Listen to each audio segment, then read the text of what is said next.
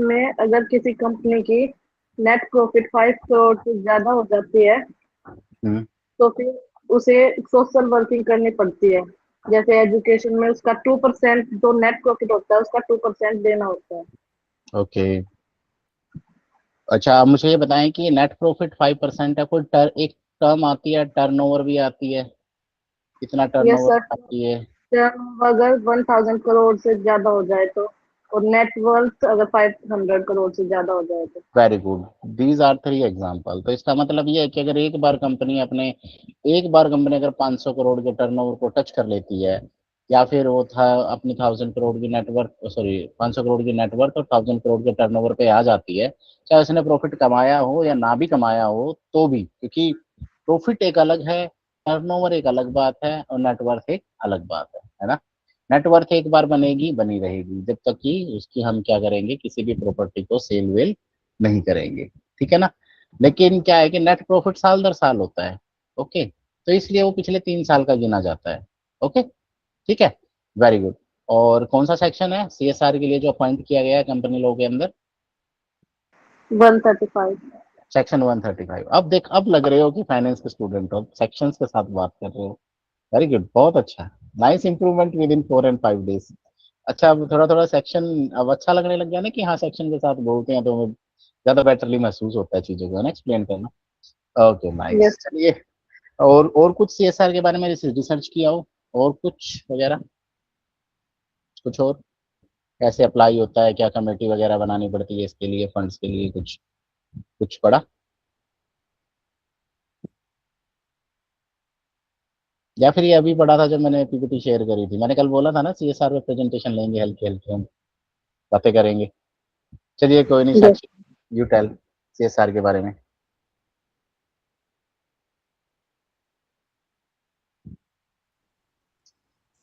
Sir CSR तब देना अ, पड़ता है जब शिवानी कंपनी के। Shivani madam, Shubham, Madhu and मौसम, आपके कैम ऑन करें आज। ये गलत प्रैक्टिस है ना, इट इज नॉट, मतलब सूट नहीं करती, अच्छा नहीं लगता है कि हम 1 to 1 बात कर रहे हैं हम, ठीक है। 1 वे नहीं है ये, 2 वे बातें हैं आमने सामने की। ठीक है, Sakshi madam, continue with that. Sir जब कंपनी की नेटवर्थ, नेट प्रॉफिट और टर्नओवर एक प्रिस्क्राइब्ड लिमिट से ज़्यादा हो जाते हैं तो उनको सीएसआर देना पड़ता है। And what is that prescribed limit? Sir net worth की 500 करोड़, टर्नओवर की 1000 करोड़ और नेट प्रॉफिट की 5 करोड़। Okay, okay. अब मुझे ये बताइए कि सीएसआर मैंडेटरी है या ऑप्शनल है? Sir mandatory. सर कब मैं हाँ, हाँ। कुछ सीएसआर, कंपनियों के लिए अरे अनिवार्य शिवानी होते हैं बट शिवानी मैडम, आपका अभी नंबर नहीं आया है, अभी नंबर नहीं आया है, आएगा, पूछूंगा आपसे भी। अभी साक्षी का नंबर है। हाँ जी साक्षी मैडम, इट इज मैंडेटरी और ऑप्शनल? सर कुछ कंपनियों के लिए ऑप्शनल है। कुछ कंपनियों के लिए ऑप्शनल, और वो कंपनियां कंपनीज कौन कौन सी हैं? सर ये तो नहीं पता। हम्म, ठीक है, आप बताएं शिवानी मैडम, कौन कौन सी कंपनीज ऑप्शनल है?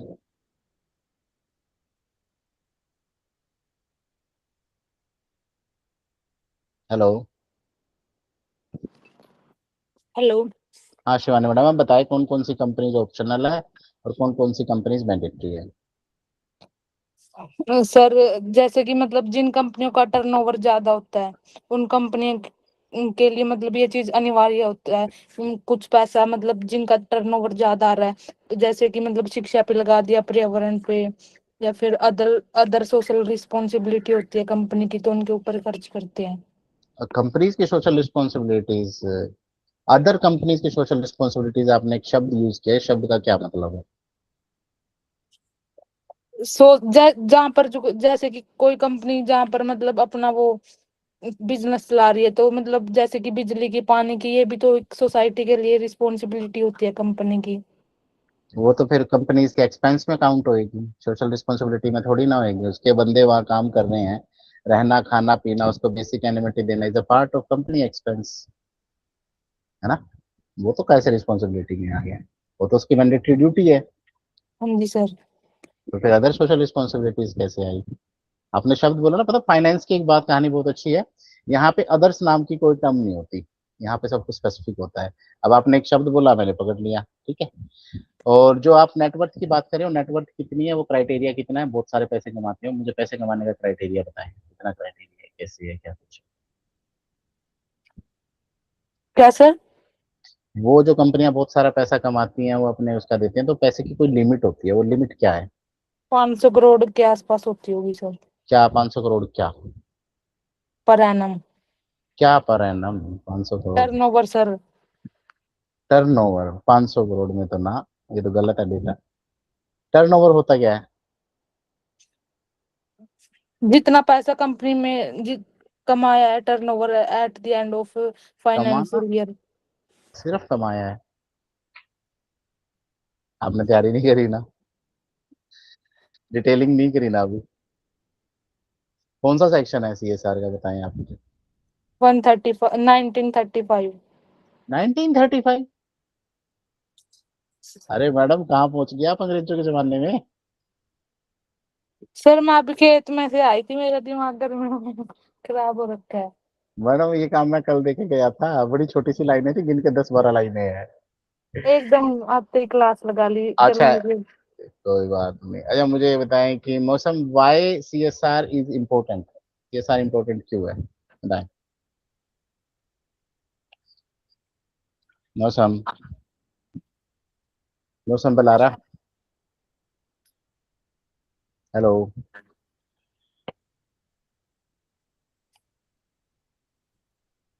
सर मेरा तो दिमाग आज कॉलेज में खत्म हो गया यार, क्यों सोल्यूशन नहीं हुआ? सोल्यूशन तो दे दिया था मैडम ने आपको। चलिए बाद में बातें करेंगे इस बारे में, अभी क्लास में बातें करते हैं।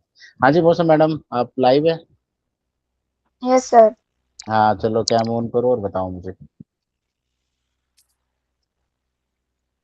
सर इससे समाज का भला होता है।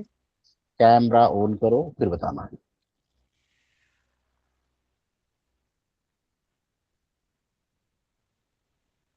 सीएसआर से समाज का भला होता है और कंपनी की ब्रांड भी अच्छी बनती है। हाँ मुझे ये लग रहा है कि आपने आज सबसे अच्छा शब्द यूज किया, कंपनी की ब्रांड। तो ब्रांडिंग सीएसआर से अच्छी होती है, ठीक है। अब मुझे एक और बात बताएं, जब कंपनी इतना सारा पैसा स्पेंड करती है सोसाइटी के अंदर चीजें बनाने के अंदर, ठीक है, तो वो जो 2% मान ले किसी कंपनी ने 10 लाख रुपए, मिनिमम 10 लाख रुपए से शुरू होती है, और ये 10 लाख रुपए उसने सीएसआर में खर्चने है, तो वो 10 लाख रुपए किसे देगी कि जो उसको खर्चे? क्या कंपनी खुद खर्चेगी? सर जो वो काम करेगी समाज के लिए या किसी और के लिए उसको देगी। समाज के लिए तो काम करवा लेंगे हम, लेकिन पैसा कोई तो लेगा ना उसको खर्चने के लिए, किसी की जिम्मेवारी तो बनेगी। सरकार लेगी सर। हाँ सरकार, सरकार के पास नहीं जाता सीधा। सरकार का काम थोड़ी ना है सबसे पहले पैसा लेना, हो तो कंपनी की मर्जी है, वो सरकार को दे ना दे। कंपनी खर्च करके बस सरकार को बताएगी कि हाँ हमने खर्च किए हैं, ठीक है। क्या होता है वो? हाँ जी जानवी, साक्षी, ये लाइन तक पहुंचे आप दोनों? शिवानी जी, इस लाइन तक पहुंचे आप दोनों? है ना? चलिए, अच्छा इतना तो समझ आया कि सीएसआर बड़ी अच्छी चीज है, अ पार्ट ऑफ कंपनी है, यस सर। फाइनेंशियल ऑडिट करने में सबसे इम्पोर्टेंट है, और पैसे का इसके बिना निपटारा नहीं होता। मतलब आप जब तक सीएसआर की रिपोर्ट नहीं भेजोगे, आपकी पूरी रिटर्न को भरा हुआ नहीं माना जाएगा, ठीक है। अब हम थोड़ा सा डिटेल डिस्कशन करते हैं। मिस्टर शुभम, एबल हो आंसर देने के या नहीं, या फिर आज के मार्क्स जीरो करें हम आपके?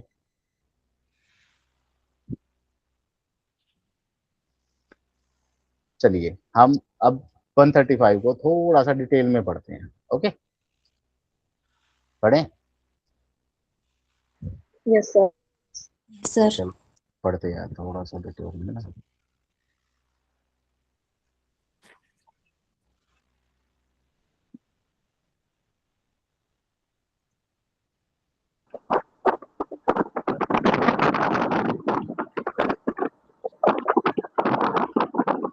देखिए, कॉर्पोरेट सोशल रिस्पॉन्सिबिलिटी हमारे पूरे सिस्टम का, पूरे कंपनी एक्ट का एक सबसे महत्वपूर्ण हिस्सा है, और ये डिफाइन करता है कि एक कंपनी कितना ही अच्छा बिजनेस करे, सरकार के प्रति सारी चीजें रखें, लेकिन सरकार के पास से वो कुछ ना कुछ चीजें सरकार अपनी सोसाइटी के वेलफेयर के बारे में दे। सोसाइटी वेलफेयर जो सबसे बड़ा कंसेप्ट है, और ये क्यों जरूरी है आपको बहुत अच्छे से पता है क्यों जरूरी है सोसाइटी वेलफेयर। सोसाइटी वेलफेयर हमारे लिए इसलिए जरूरी है क्योंकि हम कंपनीज को प्रॉफिट देते हैं उनके कमाने से, वो पैसा हमारा ही होता है, वो बात अलग है कि वो बिजनेस के फॉर्म पे उनके पास पहुंचता है। तो सरकार ने एक लिमिट बना रखी है, उसने क्या रखी है कि सारा पैसा आप कमा जाएंगे और आप हमारे रिसोर्सेज का यूटिलाइजेशन भी कर रहे हैं ना वो रिसोर्सेज का यूटिलाइजेशन, तो आप इसके यस बदले सोसाइटी को मिनिमम कुछ ना कुछ कंट्रीब्यूशन देंगे, ठीक है ना। जैसे कि सड़कें बनाना, जैसे कि पार्क मेंटेन करना, हॉस्पिटल बनाना, कोई एजुकेशनल इंस्टीट्यूशन बनाना, ठीक है, ये सारी चीजें बनाना, और किसी गरीब गुरुबों की हेल्प कर देना कोई चीज बना के, लेकिन वो हेल्प पैसे की फॉर्म में होती है, मतलब पैसा सीधा नहीं देना होता खातों के अंदर, पैसा देना होता है किसी सिस्टम के थ्रू, ठीक है ना। अब हम नेक्स्ट में पढ़ते हैं कि सिस्टम, वो सिस्टम्स क्या है हमारे पास, ठीक है। द ये कहते हैं कि ये सीएसआर की एक है कि अब मुझे एक छोटा सा एग्जांपल लेके चलता हूँ आपके साथ। आपने हमेशा गुड़गांव को देखा है ना, गुड़गांव बड़ा अच्छा लगता है, सुंदर लगता है, गए हैं गुड़गांव कोई, कोई भी, जो उसका बीच वाला रोड है, मॉल रोड है, डीएलएफ वाला पेज है, आईटी हब है, वहां कोई भी यस किसी ने सर। विजिट किया? ये है ना शिवानी, बहुत चमचमाती हुई सब कुछ, अच्छी चीजें लग रही है ना वहां पे, हाँ सब जी कुछ सर। मेंटेन है। आपको क्या लगता है कि वो क्या सरकार ने खर्चा किया होगा सारा का सारा? नो सर, कंपनियों ने। हाँ, और वो कंपनियों के किस फंड से आया है? कंपनियों के आया वो सीएसआर फंड से, ठीक है। तो यही पहला, पहले ये लीगल नहीं होता था, यानी ऑप्शनल रहता था, लेकिन 2014 में इसको इंडिया ने सबसे पहले लीगलाइज किया। अब उससे पहले तक कहीं भी ये लीगल नहीं था, मतलब लीगल इन द सेंस कोई चाहे तो दे दे, कोई चाहे तो ना दे, ठीक है ना। लेकिन इंडियन गवर्नमेंट ने अप्रैल अप्रैल 1 2014 को इसको मैंडेटरी कर दिया और इसको लीगलाइज कर दिया, और हम दुनिया की सबसे पहली कंट्री बनी जिसने ये कहा कि कंपनियों को तो ये देना ही देना होगा, अदरवाइज ये क्या होता है अदर देशों में ऑप्शनल है, ठीक है ना।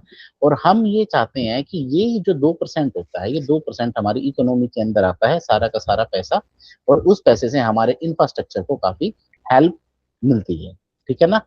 अब क्या है कि पहले अगर अब सोचिए कि ये एक शब्द है कि लीगलाइज्ड, लेजिस्लेटेड और लीगलाइज, तो इसका मतलब क्या है? इसका मतलब ये है कि अगर कोई भी कंपनी सीएसआर रिपोर्ट को पूरा नहीं करेगी और एज कंसर्न फंड को पूरा नहीं देगी, तो क्या होगा, उसके ऊपर क्या लगा दिया जाएगा? फाइन। क्या लगा दिया जाएगा? पेनल्टी, ठीक है। लेकिन यूरोप, यूएस, यूके में ऐसा कुछ भी नहीं है, they are not legally bounded, वो पेनल्टीज नहीं लगाते, लेकिन अब वो इसके ऊपर भी विचार कर रहे हैं, ठीक है। अगली सबसे बड़ी चीज आती है हमारे पास कि ये है क्या, मतलब हुआ कैसे। इसका एक पूरा का पूरा ये स्ट्रक्चर है। स्ट्रक्चर कहता है कि 2009 में एमसीए मतलब मिनिस्ट्री ऑफ, कौन है? मिनिस्ट्री ऑफ कॉर्पोरेट अफेयर्स, ठीक है ना। मिनिस्ट्री ऑफ कॉर्पोरेट अफेयर्स कौन सी मिनिस्ट्री है, बताएं मुझे, बताएं बताएं, कौन सी है, पता है किसी को?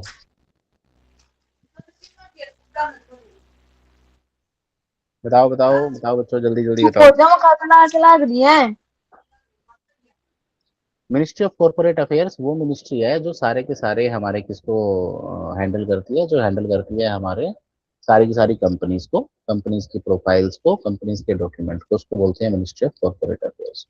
तो 2009 के अंदर मिनिस्ट्री ऑफ कॉर्पोरेट अफेयर ने सबसे पहले एक टर्म डाली कि भाई सब सीएसआर नाम की एक चीज हम डालेंगे और देंगे, उसको दो ना दो, उसको ऑप्शनल रखा, ठीक है। सन 2011 में एक और नेशनल गाइडलाइन आई जहां पर उस सीएसआर के टर्म को और रिफाइन किया गया। उसने कहा भाई सीएसआर के लिए आपको काम करना है ना, वो काम आप किस किस फील्ड में करोगे, तो वो करोगे आप सोशल फील्ड में, एनवायरमेंटल फील्ड में और इकोनॉमिक्स ब्यूटी की फॉर्म में। सरकार अभी तक नरम थी, लेकिन 2014 में सरकार ने सेक्शन 135 बनाया इंडियन कंपनी एक्ट में, और इसको पार्लियामेंट से पास कराया, और पास कराने के बाद क्या किया, इसको लीगलाइज कर दिया, मतलब अब ये एक लॉ की फॉर्म में आ गया है। और लॉ का मतलब होता है कानून, अगर कानून का उल्लंघन किया तो क्या मिलती है, क्या मिलती है बताओ मुझे, बताओ तो, क्या मिलती है अगर कानून का उल्लंघन करते हैं हम? Sir punishment. यस, हमें मिलती है पनिशमेंट। और कंपनीज को अगर पनिशमेंट मिलेगी तो क्या सीधा किस पे इफेक्ट डालेगी, वो उनकी वर्किंग पे डालेगी, उनके रिवेन्यू पे डालेगी, है ना। तो उनके लिए सीएसआर को करना सबसे इंपॉर्टेंट हो जाता है। अब सेक्शन 135 में कुछ इंपॉर्टेंट सी 3 टर्म्स दी गई है। उन्होंने कहा कि सबने पूछा कि सर हमें ये बताओ कि फिर हमारी हम कौन कौन सी कंपनियां सीएसआर देंगी, ठीक है ना। तो उन्होंने 3 क्राइटेरिया डिफाइन किए। उन्होंने कहा कि जिसका नेट प्रॉफिट 5 करोड़ या इससे ज्यादा हो, टर्नओवर 1000 करोड़ या इससे ज्यादा हो, नेटवर्थ 500 करोड़ या इससे ज्यादा हो, ठीक है ना। अगर इन तीनों में से कोई भी एक, क्या क्या बोला मैंने, कोई भी एक। एक किसी चीज को अचीव कर ले, वो इन तीनों में से कोई भी एक अगर बनेगा और उसने कंपनी ने अटेन करी है वैल्यू, तो उसको क्या देना पड़ेगा, सीएसआर। और सीएसआर क्या है, एवरेज नेट प्रॉफिट का 2%। कितना, 2%। 2%। अब 2% देने के बाद, अब भाई सरकार ने बोल दिया, अब ऑडिट रिपोर्ट में पता चल गया भाई इसको फायदा हुआ है, सरकार बोलेगी भाई अब इस पैसे को खर्च, तो वो कहेगा, सरकार से कहता है जी आप ले लो, सरकार बोलेगी मैं नहीं ले रहा, तू खर्च। तो इस काम के लिए कंपनी एक कमेटी बनाती है जिसको कहते हैं सीएसआर कमेटी, जिसके अंदर कौन होते हैं, मिनिमम 3 डायरेक्टर होते हैं और एक इंडिपेंडेंट डायरेक्टर होता है, ठीक है। और इसको कौन पारित करता है, बोर्ड पारित करता है, किसके अंदर, जनरल मीटिंग्स के अंदर। कल हमने मीटिंग्स पढ़ी थी, है ना, पढ़ी थी ना, यस सर। कल मीटिंग यस। पड़ी थी। उसी मीटिंग में डिस्कशन होएगा कि भाई हमारा प्रॉफिट क्या हो गया, अब इन तीनों टर्मों को कंडीशन को मीट कर गया है, अब हम क्या बनाएंगे, एक सीएसआर कमेटी बनाएंगे। सीएसआर कमेटी में बोला फिर भाई उसको चलाएगा कौन, बोला जी ये 3 डायरेक्टर चलाएंगे और एक एक इंडिपेंडेंट डायरेक्टर को डाल देते हैं। इंडिपेंडेंट डायरेक्टर कौन था, मैंने बताया था कल तुम्हें, कौन होता है इंडिपेंडेंट डायरेक्टर, जो कंपनी का हिस्सा भी नहीं होता पर कंपनी पे निगरानी करता है, जैसे सीए, सीएस। सीएस या कोई भी अदर पर्सनैलिटी जो फाइनेंस फील्ड से हो, बड़ी अच्छी उसकी क्वालिफिकेशन हो, नॉट ओनली पीएचडी होल्डर हो, जो भी हो, ठीक है ना। तो लेकिन सीएस के पास थोड़ी सी एक्स्ट्रा पावर्स होती हैं, वो होती है उसकी रिपोर्टिंग की पावर, ठीक है ना, वो उनको फिर वो ऑडिट कमेटी को दिखाना पड़ता है। Very good. तो एक इंडिपेंडेंट डायरेक्टर, पता चला ना क्यों इंपॉर्टेंट है। ऐसी पता नहीं कितनी सौ कमेटियां होती है कंपनी के अंदर अलग अलग कामों के लिए, तो हर जगह कहाँ होएगा, एक इंडिपेंडेंट डायरेक्टर होएगा। फिर क्या करेगा कि भी वो उस पैसे को एक अकाउंट में ट्रांसफर करा लेगा। अब सीएसआर कमेटी का जो पैसा होता है एक सेपरेट अकाउंट में आता है। वो अकाउंट 11 नेशनलाइज्ड बैंक है ना अपने, जो सरकारी बैंक है, उन्हीं के अंदर खुलता है वो खाता, सीएसआर के नाम से, सीएसआर। और वो सारा का सारा पैसा उस खाते में वो डाल देते, ठीक है ना। और डालने के बाद निकलता कैसे है, जब निकलने की बारी आती है, निकलने के दौरान हर एक पैसा निकाल लिया जाएगा। अब तुम सोचोगे कि जी एक बार डाल दिया और उसको कभी भी निकाला जा सकता है ना, कभी भी निकाला जा सकता है ना, ऐसा नहीं है। जब वो पैसा वहां डलता है तो सीएसआर कमेटी सबसे पहले क्या करती है, एक प्लान बनाती है। प्लान बनाने के बाद देख के वो कहती है भी अगले 1 साल में मुझे ये काम करवाना है और ये काम ऐसे ऐसे करवाना और इसमें इतने रुपए लगेंगे, ठीक है। उस काम के दौरान बंदों का जो खर्च होते हैं वो पैसा वहां चला जाता है, ठीक है, ओके। और इस तरीके से एक सीएसआर कमेटी काम करती है। फिर सीएसआर कमेटी को जब भी बोर्ड मीटिंग बैठती है, उस बोर्ड मीटिंग के अंदर क्या देना पड़ता है, पूरा का पूरा हिसाब देना पड़ता है, ठीक है ना, ओके। जब वो हिसाब देगा तभी जाके बोर्ड उसको क्या करेगा, वेरीफाई करेगा। क्योंकि वरना अगर मान ली सीएसआर कमेटी ने कोई गड़बड़ कर दी तो भाई पेनल्टी किसको लगेगी, पेनल्टी तो बोर्ड को ही लगेगी ना, या कंपनी को बोर्ड को लगेगी। तो फिर जो आका लोग है, शेयर होल्डर, वो बोर्ड मेंबर्स को क्या बोलेंगे, बोला साले तेरे यही बस का नहीं है तो गेट आउट फ्रॉम हेयर, ऐसे ही बोलेंगे ना वो बोर्ड बोर्ड डायरेक्टर्स को। यस बिल्कुल सर। सेम सेम लाइन होती है और इससे भी खतरनाक लाइनें आती हैं। ये तो बहुत मतलब सदी हुई लाइनें हैं, वो वहां तो पता नहीं क्या क्या बोल दिया जाता है, ठीक है ना। तो इस तरीके से सीएसआर कमेटी वर्क करती है। यानी सीएसआर कमेटी के ऊपर भी एक इंडिपेंडेंट डायरेक्टर बैठा होता है जो उसके खर्चों का निपटारा करता है, उसकी पूरी की पूरी ऑडिट रिपोर्ट बनाता है, पूरी एक्सपेंस रिपोर्ट बनाता है और वो देखता है कि कोई भी पैसा वेस्ट ना हो। अब मैं यहाँ से क्वेश्चन पूछना चाहूंगा, जैसा कि शिवानी ने पहले बोला था, अदर सोशल रिस्पॉन्सिबिलिटी। मान लिया सीएसआर कमेटी अपने एम्प्लॉयज के लिए कोई घर बना रही है सीएसआर फंड से, क्या वो सीएसआर वर्क में काउंट होगा, बताओ बताओ, दिमाग लगाओ। भाई सीएसआर का पैसा किसके लिए बनाया गया है, सोशल समाज के लिए बनाया गया है ना। और उसके बंदे क्या है, उसके खुद के हैं, प्राइवेट बंदे हैं, है ना, यस सर। उनका तो समाज से कोई लेना देना नहीं है ना उन बंदों का। यानी अगर वो अपने प्रीमिसेस में कुछ भी बनाती है तो वो सीएसआर के अंदर काउंट नहीं होगा। वो अपने प्रीमिसेस, प्रीमिसेस का मतलब समझते हो ना, प्रीमाइसिस दायरा, घर। कंपनी अपने नियंत्रण वाले किसी भी क्षेत्र से बाहर काम करना पड़ेगा इंफ्रास्ट्रक्चर का, वही सबसे ज्यादा कामयाब होगा। इसके दौरान अब आपका एक क्वेश्चन होना चाहिए था कि सर कुछ काम 1 साल में खत्म हो जाते हैं, कुछ 2 साल में खत्म हो जाते हैं, कुछ 3 साल में खत्म होते हैं।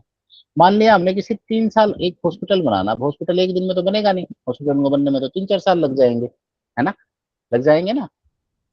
Yes sir. तो पैसा तो आपने बोला कि 1 साल में खत्म करना है, तो उस पैसे का क्या होगा, अनस्पेंड पैसे का क्या होगा। जब भी किसी भी ऐसा प्रोजेक्ट होता है जो लंबे टाइम के लिए होता है, तो क्या करते हैं हम, सरकार को सूचित करते हैं कि भाई ये प्रोजेक्ट 3 साल तक चलेगा और चलेगा तो हमारा इतना पैसा लगेगा।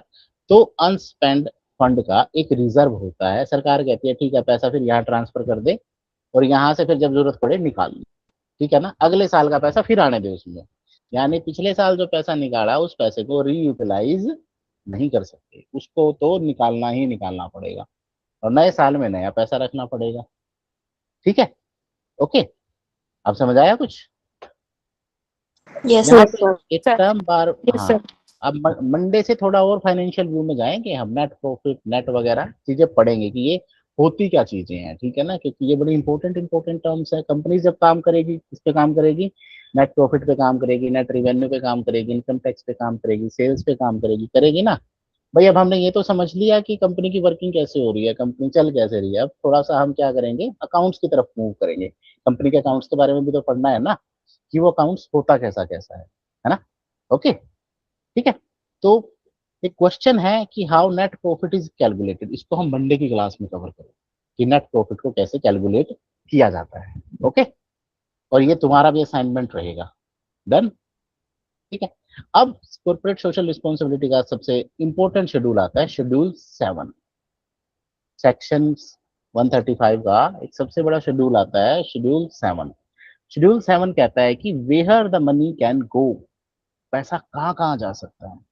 दुरुपयोग भी तो कर सकते हैं ना सीएसआर फंड का, क्योंकि खर्चना उन्हीं को है, ठीक है, वो दुरुपयोग भी कर सकते हैं उसका, गलत यूज भी कर सकते हैं।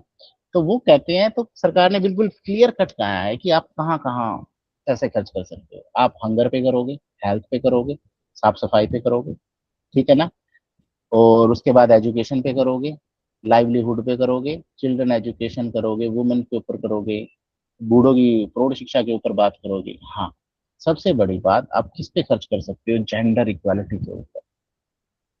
अब मैं बात बताऊं, मान लिया मैंने एक फॉर्म बना ली और मैं कहने लग गया कि भाई मैं ना, जितनी भी लड़कियां, जो भी लड़कियां हैं जो फादरलेस हैं या हैं, उनके लिए हम ना फ्री कोचिंग क्लासेस देंगे, लेकिन मेरी कोचिंग क्लासेस की फीस तो 3 लाख रुपए है सरकार। तो मैं तो सोचूंगा ना कि भाई मैं तो इस हिसाब से मर जाऊंगा। मान लिया मुझे 100 बच्चों को पढ़ाना पड़ेगा, मेरा तो सीधा सीधा 300 करोड़ का, 300 लाख का नुकसान है, 3 करोड़ का नुकसान है।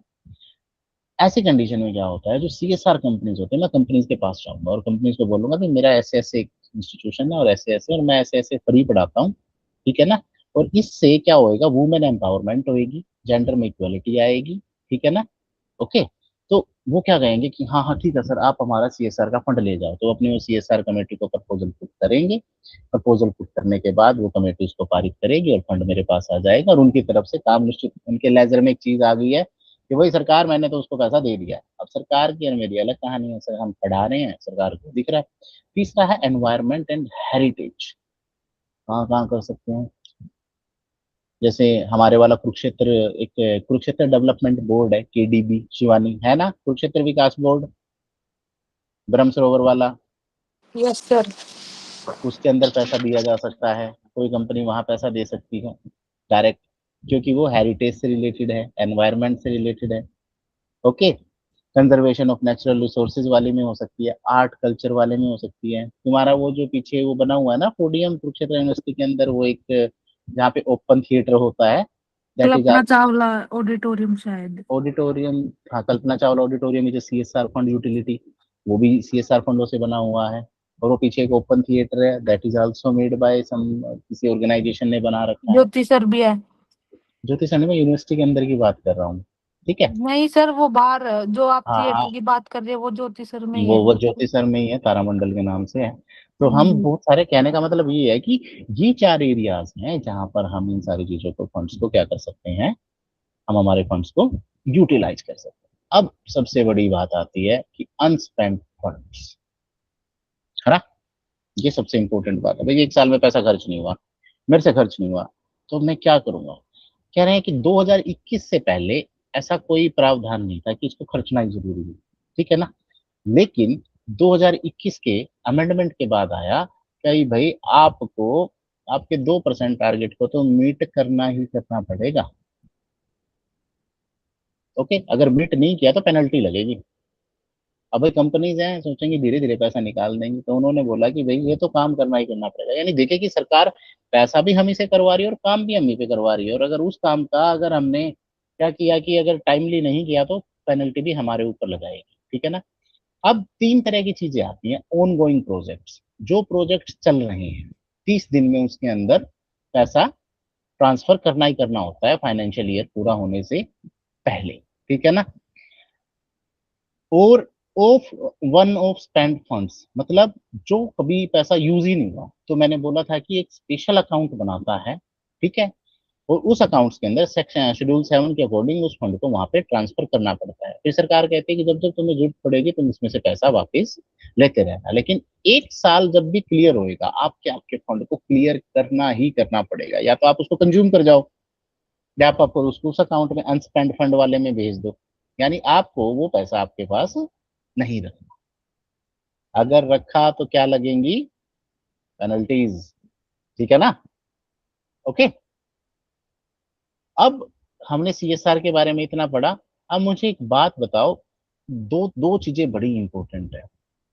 लिमिट, ये कह रहे हैं कि एक क्वेश्चन रेज हुआ उसके बाद, लिमिट ये क्वेश्चन रेज हुआ कि भाई हमारे कंपनियां कह रही है भाई हमसे फोर्स क्यों किया जा रहा है, why are you doing all this, क्यों कर रहे हो तुम, है ना। अब एनजीओज का फंक्शन क्या रहा, नॉन प्रॉफिट ऑर्गेनाइजेशंस होती है ना एनजीओज, ठीक है ना। उनका काम क्या होता है बताओ मुझे, क्या काम होता है उनका, बताओ बताओ बताओ। बिना पैसे के सोसाइटी के लिए वर्क करना। बिना पैसे के लिए कौन काम करता है, पैसे के बिना एन कहाँ से काम होगा शिवानी। एनजीओ होती है सर। फिर बिना पैसे के थोड़ी ना होती है, पैसे के साथ काम मतलब करती है। उनका जो एम है वो प्रॉफिट कमाना नहीं होता, ज्यादा सर्विस प्रोवाइड करवाना होता है सोसाइटी को। सर्विस कौन सी प्रोवाइड करवाएंगे, हाँ बताओ। जैसे कोई भी अभी क्या पड़ी थी, चार चार तरह की ब्लड सर्विस। कैंप लगा दिया। वो किससे रिलेटेड है, हेल्थ से, एनवायरनमेंट से। ऐसे नहीं बोलना हेल्थ कैंप लगा दिया। इससे पिछली स्लाइड में मैंने 4 सब्जेक्ट बोले थे ना आपको बड़े अच्छे से, ऐसे ही बोलना होता है। जेंडर इक्वालिटी के लिए, ओके, एनवायरनमेंट के लिए, हाँ जी हेल्थ सर। के लिए, एजुकेशन के लिए, यहाँ पर हमें ये सारी चीजें करनी होती हैं। एनजीओ की जनरेशन में और एनजीओ की वर्किंग में सबसे ज्यादा इंपॉर्टेंट यूज सीएसआर फंड का ही होता है। आपको लगता है कि एनजीओ एक नॉन प्रॉफिट ऑर्गेनाइजेशन है। अभी मैंने 2 मिनट पहले क्या बोला कि सर मैं तो लड़कियों के लिए कोचिंग देना चाहता हूँ बट मेरी फीस इतनी है, आप मुझे दे दो। तो उस वक्त मैं एज ए इंस्टीट्यूशन की तरह बिहेव कर रहा था, ठीक है ना। लेकिन जब मैं एनजीओ की तरह बिहेव करूंगा तो एनजीओ की कुछ लाइबिलिटीज आ जाती है। लाइबिलिटीज क्या होती है कि वो काम तो करेंगी लेकिन वो कुछ प्रॉफिट नहीं कमाएंगी। जब वो प्रॉफिट नहीं कमाती हैं तो सोसाइटी के लिए ज्यादा पैसा खर्चती हैं, ठीक है ना। अब ऐसे मत बोल देना कि सर एनजीओ में तो घपले भी बहुत होते हैं, ठीक है ना। All these are paper works, मैं इनको कभी ये नहीं कहूंगा कि एनजीओ में क्या होता है क्या नहीं होता। NGO is good. अब क्या, अब मुझे एक बात बताओ, एक क्वेश्चन रेज होता है कि भाई ये पोस्ट फिलेंथ्रोपी, ये शब्द का कोई मतलब बताएगा मुझे, पोस्ट फिलेंथ्रोपी बताओ बताओ बताओ बताओ, पोस्ट फिलेंथ्रोपी। फिलेंथ्रोपी वर्ड कभी सुना आज तक। No sir. इंग्लिश सुधारो थोड़ी थोड़ी। फिलेंथ्रोपी का मतलब होता है जग भलाई। क्या होता है, जग भलाई, यानी दूसरों की सहायता करना। उस बंदे को बोलते हैं फिलेंथ्रोपिस्ट, ठीक है। ओके। फोर्स्ट का मतलब होता है धक्के, या धक्के की जग भलाई। लिख दिया ना इन्होंने। अब देखो हम कंपनियों को क्या कर रहे हैं, फोर्स कर रहे हैं। कंपनियां ना चाहते हुए भी उनको क्या करना पड़ रहा है, उन चीजों में काम करना पड़ रहा है। काम करना पड़ रहा है, तो ये किस तरह की हुई हमारे पास हुई ये पोस्ट फिलेंथ्रोपी। बट मुझे एक बताएं, ये माइंडसेट क्या कंपनीज का ठीक रहेगा? क्या उनको ये समझना चाहिए कि ये पोस्ट फिलेंथ्रोपी है? क्योंकि सीएसआर सिर्फ और सिर्फ नंबर्स का खेल नहीं है। सीएसआर थोड़ा सा सोशल इशू तो है, और थोड़ा सा सोशोलॉजिकल इशू भी है, और साइकोलॉजिकल इश्यूज भी हैं कंपनीज के लिए। कंपनीज को लगता है कि हमारे साथ धक्का हो रहा है, बट आप हमें बताएं, क्या रियल टाइम में उनके साथ धक्का हो रहा है? बताओ। नो अब सर। व्यू अब व्यूज की बारी आई है। हम मैं आपसे व्यूज लेना चाहूंगा अब। व्यूज, क्या उनके साथ कोई धक्का हुआ? No sir. क्यों मौसम, बताओ क्यों नहीं हुआ धक्का? धक्का तो हो रहा है। हम उनको 2% बोल रहे हैं, खर्चने को बोल रहे हैं, 1 साल के अंदर बोल रहे हैं, धक्का तो उनके साथ कर रहे हैं ना। तो वाई, बताओ आप मुझे, बताओ बताओ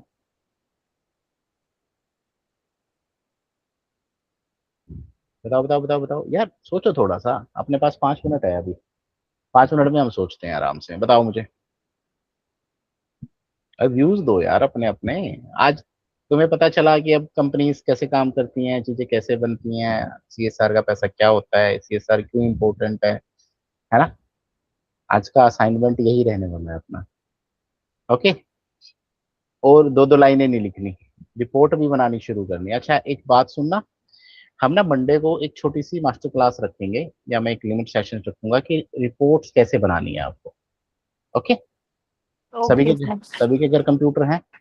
यस सर, लैपटॉप है। सभी के घर ना, everybody has laptop? No sir. यार बिना लैपटॉप के कैसे बनाओगे रिपोर्ट्स? तो laptop, Shubham my dear, laptops लेने पड़ेंगे, या किसी का लो, कैसे ही करो। लैपटॉप के बिना काम नहीं चलेगा बच्चे, की का रिपोर्ट्स। स्कोर शो नहीं होता। क्या? असाइनमेंट का जो स्कोर है वो शो नहीं होता। दे देंगे शिवानी, मैं स्कोरर ही बैठा हूँ, आराम से दे दूंगा, डोंट वरी, लास्ट तक दे दूंगा। अभी तो हम क्लासेस डन कर रहे हैं, हमें मुझे थोड़ा थोड़ा सा इंटरेक्शन करने दो तुम्हारे साथ, वो मेरे हाथ में है करना, ठीक है? Don't forget. अब मुझे ये बताएं कि पोस्ट फिलेंथ्रोपी क्यों है, और आपकी नजर में है या नहीं है? इंडिपेंडेंट व्यू है सबका। मेरा हो सकता है मैं कहता हूँ हाँ यार ये पोस्ट है, अच्छा नहीं है। मुझे आप सबके व्यूज चाहिए। सर ये इससे कुछ कंपनियों का प्रॉफिट भी होता है, कुछ कंपनियां अपने ब्रांड निकालते हैं, उससे प्रॉफिट होता है इनका। कंपनीज का प्रॉफिट कहाँ से हो गया यार?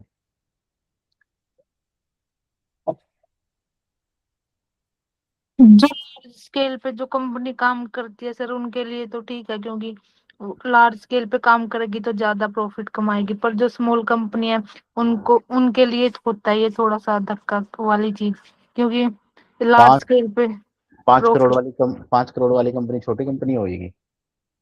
1 साल का 5 करोड़ रुपए शुद्ध मुनाफा कमा रही है, मान लो इसमें 5 बोर्ड ऑफ डायरेक्टर, 1 1 करोड़ रुपया बांटे आ गया स्टेक होल्डर्स को, तो कम है यार।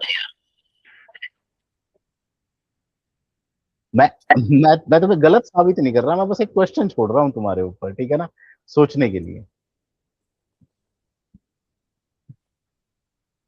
सर इसमें धक्का क्या है, ये तो कंपनी के लिए बेनिफिट है। अगर जैसे आपने एग्जाम्पल दिया गुड़गांव का, अगर जैसे कंपनी मतलब फंड देगी तो जितने भी मतलब सड़कें बनेगी, अच्छी खासी ट्रांसपोर्टेशन होगी, तो उससे कंपनी को ही बेनिफिट है।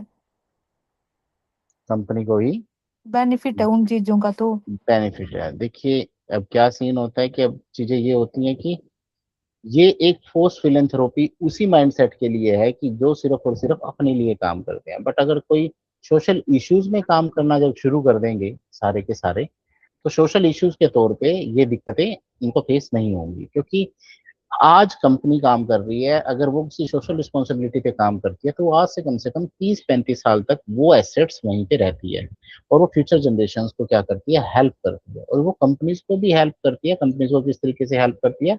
कंपनीज को हेल्प करती है वो किस बनाने में, नए नए अपने फोर्स तैयार करने में, मैन लेबर तैयार करने में, है ना? और इससे कंपनी की ब्रांड वैल्यू भी बनती है कि नहीं बनती है? कंपनी की ब्रांड वैल्यू बनी और कंपनी की ब्रांड वैल्यू ने बताया कि हाँ भाई वो कंपनी तो बहुत अच्छा कमाती है, बहुत अच्छा फंड करती है। आप मुझे बताया कि मानेसर में बहुत सारी कंपनीज हैं, क्यों कुछ अच्छी अच्छी जापानीज कंपनीज और इन कंपनीज के पास ही बंदे सबसे अच्छे रहते हैं? बिकॉज वो अपने सीएसआर के पैसे को बहुत ऑप्टिमाइज तरीके से यूज करते हैं। जो फंड्स होता है वो आसपास के अपने एरिया को विकसित करती है, उस एरिया को विकसित करने से वहाँ पे हैबिटेंट बढ़ता है, हैबिटेंट मतलब रहने लायक एनवायरनमेंट बनता है, और वहां पे बंदे जाके बसते हैं और उन कंपनीज को फ्यूचर की वर्कफोर्स भी मिलती है। मेरा तो ये नजरिया है, बाकी सबका नजरिया अलग अलग हो सकता है। इट इज नॉट जरूरी कि जो मैंने बता दिया वो ट्रूथ है ना। मैंने क्वेश्चन क्या डाला हुआ है, पोस्ट फिलेंथ्रोपी है या नहीं है, ठीक है ना। तो ये बड़ा क्वेश्चन है आप सबके लिए, ठीक है। और अब हम कंप्लायंस रिपोर्ट की बात करते हैं, ठीक है ना। देखिए सेक्शन 135 इतना टाइट है कि साल के पहले ईयर से ही शुरू हो जाता है, और ये कहता है कि जो पैसा डिप्लॉय करना है, अनस्पेंड फंड है, वो हमें बताओगे आप, ठीक है। और जो हर प्रोजेक्ट बन रहा होता है उसकी एक ऑडिट रिपोर्ट तैयार होती है। उस ऑडिट रिपोर्ट में पूरे के पूरे डॉक्यूमेंट फॉलो होते हैं, सारे आउटकम्स होती हैं, सारा डेटा को इंपोर्ट किया जाता है, ठीक है। उसके बाद कमेटी, ये जो सेक्शन 135 है सीएसआर कमेटी को पूरी अथॉरिटी देता है, किस है उसके लिए, कि आप पूरा ऑब्लिगेशन कंट्रोल करें, आप पूरे प्रोजेक्ट को डिलीवर करें और हम आपसे ही रिपोर्ट मांगेंगे, ठीक है ना। और अगर मान लिया कोई भी घपला होता है उस रिकॉर्ड के अंदर, तो that is wholly solely responsibility of that directors, यानी उन तीनों और चारों डायरेक्टर्स को पकड़ लिया जाएगा अगर कोई गड़बड़ होती है। मैंने तो मिनिमम बताया कि 5 करोड़ का 10 लाख, कंपनीज तो 5-5 हजार करोड़ के प्रॉफिट वाली भी हैं, उनका सीएसआर फंड कितना होता होगा सोचिए। 4 बंदे ही हैंडल करेंगे इस फंड को, कुछ भी नियत हो सकती है, वहाँ हो सकता है 5-7 एनजीओ के साथ काम करे और सोचे हाँ हाँ हाँ हाँ हाँ, ठीक है ना। तो उस फंड को यूटिलाइज करना इतना आसान नहीं है, ठीक है ना। उसकी पूरी ऑडिट रिपोर्ट होती है। तो अब मुझे बताएं कि आज की टोटल कंपनी वर्किंग में बोर्ड मेंबर, बोर्ड मीटिंग्स वगैरह पढ़ने के बाद आज वो बोर्ड मेंबर और डायरेक्टर्स काम आए ना? कल यस तक सर। कल तक ये लग रहा था ना क्या sir board member board director पढ़ा रहे हैं, कुछ समझ नहीं आ रहा है ना, क्या जरूरी है, किस लिए जरूरी है। तो अब समझ आया कि क्यों जरूरी है। 3 लेयर मैंने बताई थी, शिवानी कौन कौन सी बताई थी कल, बताओ आप। Yes sir. 3 लेयर में से कौन सी लेयर काम कर रही है यहाँ पे? कोई एमडी आया बीच में? सीईओ आया ना? कौन नो सा सर। बंदा, कौन सी लेयर आई? Governance layer. Yes sir. अब पता चला कि गवर्नेंस लेयर क्यों इंपॉर्टेंट है ना। इस पूरी कमेटी के दौरान तो एग्जीक्यूशन लेयर कहीं थी ही नहीं, ना कोई एम्प्लॉय था ना कोई बात थी। इसी तरीके से और भी बतेरी कमेटियां है, रिम्यूनरेशन कमेटी है, स्टेक होल्डर्स कमेटी है, बहुत कमेटीज बनती हैं कंपनी के अंदर। हर कंपनी के अंदर बोर्ड ऑफ डायरेक्टर्स ही करते हैं। अब मैंने कल एक बात बताया था, इंडिपेंडेंट डायरेक्टर की एक मीटिंग की सीट फीस कितनी है? मैक्सिमम 1 लाख रुपए। एक तो एक दिन में तो वो सुबह मीटिंग बोर्ड मीटिंग में बैठा है, शाम को वो सीएसआर वाली मीटिंग में भी बैठा है, परसों वो किसी मीटिंग में भी बैठा है। इट मीन्स पैसे गिनो कितने ले सकता है वो। मजा आ रहा है ना, इंडिपेंडेंट डायरेक्टर की मौज है ना। हाँ जी। हाँ, लेकिन इंडिपेंडेंट डायरेक्टर को काम कितना करना पड़ेगा उस पूरी मौज के लिए? सारा दिन बैठ के अकाउंट्स और चीजों को देखना हाँ। पड़ेगा, गलतियों को बताना पड़ेगा, ठीक है। So it is about today's class. और अब आपकी 2 दिन की छुट्टी है, हम असाइनमेंट्स पे काम करेंगे बस, ओके। छुट्टी का मतलब मेरी छुट्टी है, मैं आऊंगा कल 1 बजे, मैं तुम्हें टॉपिक्स देके जा रहा हूँ। कल आप सबको प्रेजेंटेशन तैयार करनी है, आज तक जितना पढ़ाया है, ठीक है,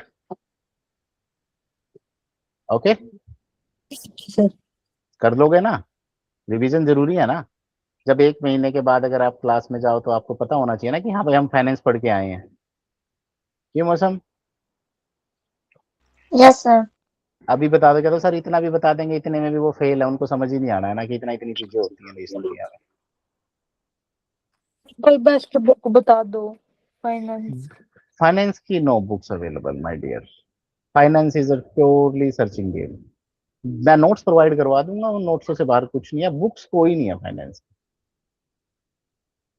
एज सच कोई बुक नहीं है। मैं यार अब एक बात बताओ, इनकम टैक्स उन्हीं रूल से होता है, वही रूल सारी किताबों में गिवन है, वही रूल इंटरनेट पे गिवन है। तो मैं कैसे बता दूं कि इसमें सबसे अच्छा ये नहीं, कोई एक्सप्लेनेशन का खेल तो है नहीं। These are statics. जैसे आज अर्ली इन द क्लास में शिवानी ने कह दिया अदर सोशल रिस्पॉन्सिबिलिटी, वहां बेचारी फंस गई है। भाई अदर सोशल रिस्पॉन्सिबिलिटीज कौन सी होगी, है ना? सर वो अपने बंदों के लिए करेगा, अपने स्टाफ के लिए करेगा, वो काउंट नहीं होता। तो finance is a static topic, rules are limited over the net, और जो है वही एनफ है। फाइनेंस के लिए सबसे इंपॉर्टेंट क्या है? Take your copy pen, write your topics and think about 3 to 4 days on that, और एग्जाम्पल्स ट्राई करो, ठीक है? ओके, अब मैं तुम्हें, कल रहेगी तुम्हारी प्रेजेंटेशन सबकी कि आज तक हमने क्या क्या किया, ओके? और कल आप वो पूरा का पूरा प्रेजेंट करोगे, हाथ के साथ नोट्स जो लिख रखे हैं उनको पूरा को फिनिश करोगे, वाइंड अप करोगे यहाँ तक, और असाइनमेंट के रूप में सबमिट करोगे, ओके? फिर हम मंडे से थोड़ा सा फाइनेंस की तरफ मूव करते हैं, अकाउंट्स की तरफ, ठीक है ना? हमने थोड़े ऑपरेशन पढ़ लिए, थोड़ी गवर्नेंस पढ़ ली, आप सबको नॉलेज होगी, थोड़ी होगी ना, समझ आने लगी ना? अब मैं अकाउंट्स में बढ़ूंगा तो किसी को दिक्कत नहीं होगी ना? अब मैं पैसे वैसे बांटना शुरू करूंगा इनको, सैलरियां वैलरियां सबको, ठीक है? ओके सर, असाइनमेंट में जो लिखा है वही देखना है, दिखाना है ना ब्रदर, आज की डेट भी है, समझाना भी है मुझे, और एग्जाम्पल्स रखने हैं दो दो, कम से कम 2 कंपनियों के एग्जाम्पल पढ़ के आओगे, how their board board members work, उनकी बोर्ड मीटिंग्स कैसे होती हैं और वो कैसे काम करते हैं, इट्स योर टॉपिक्स, आप निकाल के लाओगे 2 कंपनियों के बोर्ड बोर्ड मेंबर्स की फंक्शनिंग, रियल कंपनियों के, ठीक है? और मैं नेट पे सर्च मारूंगा, उन जिन कंपनियों का था नाम तुम लोगे। और एक और बात ध्यान रखना, कंपनीज कॉपी पेस्ट नहीं होनी चाहिए, हर किसी की अलग अलग होनी चाहिए, ओके? डन? शिवानी, मजा आया क्लास में? थोड़ा बहुत जी सर। नई चीजें पता चलती हैं? जी सर। सच बता, झूठ ना बोलियो। हाँ जी sir. Okay, nice. Janvi, you tell, reviews कैसा रहेगा क्लास के बारे में? सर मजा आ रहा है। मजा आ रहा है? अच्छा एक बात बताओ, वो फ्री वाले इंटर्नशिप जो कर रहे हैं और ये इंटर्नशिप जो कर रहे हो, क्या क्या फर्क महसूस हो रहा है? सच सच बताना दिल से। सर देख रखी है मैंने तो करके फ्री वाली। और शिवानी, सारी चीजें पहले ना बताया, अगर मुझे औरों से भी पूछ लेने दे यार। साक्षी बताओ, बहुत सारी फ्रेंड होंगी तेरी यार, मैंने तो फ्री में कर ली। अच्छा, इंडस्ट्री के साथ इंटर्नशिप करके कैसा लगा? हम तो इंडस्ट्री हैं, इंडस्ट्री बिहेव करते हैं हम तो। इंडस्ट्री के साथ इंटर्नशिप और कंप्यूटर सेंटर की इंटर्नशिप के अंदर क्या फर्क है? सोचिए कि जो बच्चे सिर्फ अभी तक एक्सेल सीख रहे होंगे, उनको ये नहीं पता कि एक्सेल गायब हो चुका है ना? एम आई राइट? मैं सही कह रहा हूँ ना? एक लड़की, मैं एक हमारे मेरे एक स्टूडेंट का तुम्हें केस डिस शेयर करना चाह रहा हूँ तुम्हारे साथ, दिल की बात। चलो ये अलग बातें हैं, हम किसी को वो नहीं कर रहे, प्लस माइनस। मेरे पास एक लड़की आई, वो कहती कि ना सर, उसने हमारा नाम सुना था तो कहती कि ना अजय सर मुझे ना इंटर्नशिप करनी है। मैं बोला करो। बोले मेरा सब्जेक्ट ना इंग्लिश है।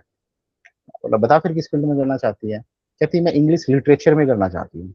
मुझे बड़ा मजा आया। मैं बोला इंग्लिश लिटरेचर में, वेरी गुड। वो एमए की लड़की थी, एमए सेकंड ईयर की लड़की है वो, उसने फर्स्ट ईयर में करी नहीं थी तो वो दोबारा आई। अब सोचिए कि मैंने उसकी उस एमए उस इंटर्नशिप के दौरान सारे प्लेज को दोबारा लिखवाया।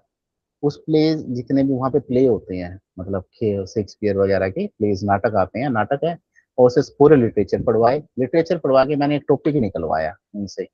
उसे टॉपिक निकलवाया कि आइलेट्स के अंदर इंडियन स्टूडेंट्स को क्लियर करने में प्रॉब्लम क्यों होती है। और उसने ना 175 पन्नों की रिपोर्ट बनाई है। और रियली उस रिपोर्ट को पता कहाँ कहाँ यूज किया गया? उसके बाद उसकी पीएचडी का बिना पेपर दिए एडमिशन हो गया है यूनिवर्सिटी के अंदर, डीयू की। और वही वो उस टॉपिक के साथ दोबारा आगे बढ़ रही है। सो एक अच्छी इंटर्नशिप का बेनिफिट होता है। वो आज भी मुझे कहते हैं कि सर सो थैंक्स, आपने इतनी अच्छी इंटर्नशिप कराई, मुझे बताया, रिपोर्ट्स रेडी करना सिखाया, और इतने बड़े टॉपिक पे काम कराया, और वो टॉपिक आज मेरे बहुत काम आ रहा है। तो जो उसके साथ की सारी लड़कियां थी जो सिर्फ एक्सेल सीख रही थी, तो उनसे कहीं बेटर चली गई। सो एक बेटर ट्यूटर और एक बेटर मेंटर इसीलिए जरूरी होता है कि आपकी जो क्वालिटीज होती है उनको ग्रूम कर सके। अब मुझे शिवानी की क्वालिटीज थोड़ा थोड़ा सा पता है, शिवानी किस फील्ड में है। अब मुझे जानवी की भी हल्की सी पता है, साक्षी की थोड़ी बहुत पता है, शुभम के बारे में पता है, मौसम के बारे में कुछ नहीं पता है क्योंकि ये लड़की बेचारी बहुत शर्मीली है। लेकिन मौसम के बारे में मुझे एक बात बड़ी अच्छी लगी, ये लड़की एक्चुअल में फाइनेंस कर सकती है। थोड़ा सा क्रिटिकल थिंकिंग है इसकी, डीप जाके सोचती है थोड़ा सा। इतना मुझे मौसम के बारे में अच्छा लगा। आप सबसे मिलकर बड़ा अच्छा लग रहा है, अच्छी जा रही है। हमारा एक हफ्ता अच्छा गया ना, तो किसी को कोई बोरिंग वोरिंग तो नहीं, वेट तो कर रहे होते हो कि सर की क्लास अटेंड करनी है? हाँ, यस वेट कर, सर। धक्के यहाँ पर भर दो यार, मैं खुश हो जाऊंगा। Yes sir. अच्छा हाँ, रिव्यूज नहीं किया तुमने? गूगल रिव्यूज यार, मैं कह रहा था मुझे 5 गूगल स्टार रिव्यू। सर। अरे यार कहाँ आए, मुझे कोई स्क्रीनशॉट भी नहीं आया। मुझे आज ना सभी के सभी रिव्यूज करके स्क्रीनशॉट भेजेंगे, और चैनल के लिंक को सब्सक्राइब करेंगे। और एक AWL का लिंक आया, आला कमान से एक ऑर्डर आया है कि एक अपने एक मैसेज डिस्प्ले किया है और आपके स्टूडेंट्स को बोलो कि हमें फॉलो करें, तो please follow AWL for future your updates और क्यूरीज के लिए हम आपसे मिलते रहेंगे। ठीक है, ओके सर। आला कमान की बात माननी जरूरी है, स्क्रीनशॉट भेज देना, ग्रुपों में वो भी बैठे हैं ना। मेरी भी थोड़ी सी प्रमोशन हो जाएगी यार, मैं भी अभी डिपार्टमेंट लेवल पे ही हूँ, मुझे एमडी एमडी नहीं बना रही है, अभी कह रहे हैं कि काम करवाना आपसे। ठीक है, ओके सर। चलिए मजाक हो गया। चलिए ठीक है, फिर फिनिश करें। मैंने अटेंडेंस शीट भेज दिया ग्रुप के अंदर, मार्क कर दीजिए। 8 बच्चे हैं, मैं वैसे ही मार्क कर दूंगा, मुझे तो अटेंडेंस लेने का मन ही नहीं करता। मुझे सबका पता तो होता ही है कि कौन आया कौन नहीं आया। रिया मैडम की आज एब्सेंट ठुकेगी 100%, और कल की भी ठुकेगी, उनकी कोई वो लीनियंसी नहीं है। ठीक है ना? हाँ शुभम, पक्का दोनों दिन की एब्सेंट है उसकी, डोंट वरी। और उसका असाइनमेंट भी नहीं आया, नंबर 0। अच्छा, और असाइनमेंट 1-2 की कल आखिरी डेट है, उसके बाद मैं असाइनमेंट लेना बंद कर दूंगा। तो जिन्होंने नहीं लिए ग्रुप में कह देना कि असाइनमेंट जमा करो। आज एक सूरा डाल देना कि सर ना असाइनमेंट की डेट्स को ना, जो 1-2 दिया था उसको बंद करने वाले हैं, जिन्होंने नहीं दिया वो कर दे सब। Okay, okay sir. चलिए ठीक है फिर। ओके, जाते हैं, मिलते हैं कल, मिलते हैं फिर आराम से। ओके, फिर परसों से हम थोड़ा अकाउंट्स में घुसेंगे। सर मेरी एक बाकी है, वो सबमिट हो गई। चलो बाद में बात करते हैं सुबह ऑन द, मैं मैसेज पे बात कर लूंगा तुझसे। किसी को कोई प्रॉब्लम होए तो मुझे मैसेज कर सकते हो, ठीक है? Don't worry. Okay, bye.